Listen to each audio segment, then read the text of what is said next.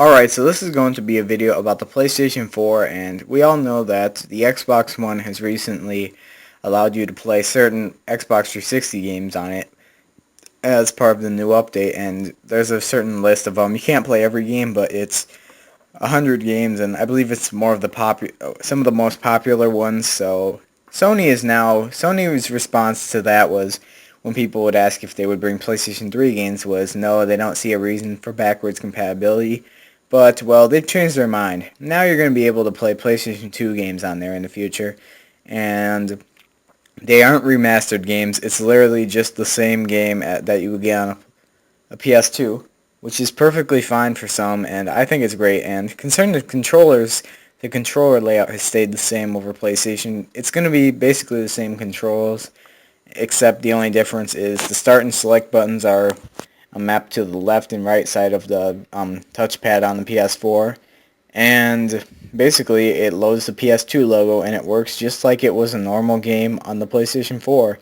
And a good thing about this is the game shouldn't take long to install, because it's basically an older game and a lot less space it would take up. And it's great that the emulation is now available for it. Another thing is, if you may be wondering, why no PlayStation 3 games? And the answer to that really is, I think this is the reason why. As we all remember, the PlayStation 3 had a lot of bad ports when it came out, because it was pretty difficult to develop for the PlayStation 3 with the cell architecture that it had. So that could be a reason why they decided to do PS2 instead of the PS3. I'm not sure if it will ever go to PS3, but eventually it may. And we all know Microsoft said that eventually they may bring out original Xbox games for the 360 or for the Xbox One. They just want to focus on 360 games on the Xbox One for now.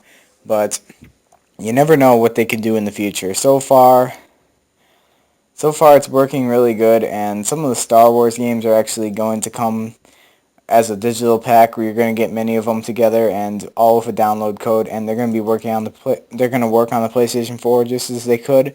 And in the future, I'm wondering if it's going to be like the Xbox One, where certain games is going to be a list, or will it be every game? I'm not sure. Probably, I'm assuming a certain list, but it would be amazing if it was every game. I had the PlayStation 2 along with many other people, and I had amazing memories with it. I'm not sure if I still have it. If I do, there's probably so much dust on it, but what I gotta say about it is I liked it a lot, and you do quite a bit with it, or for the time you could. I had quite a bit of fun on it, and I would like to play some old games on there sometime for the PlayStation 4, and when this officially comes out, I will try the backwards compatibility, and I think this should be pretty cool when it comes out. That's all I really have to say. Hope you enjoyed this video, and what games would you like to see come out for the PlayStation 4? That's all I have to say, and bye.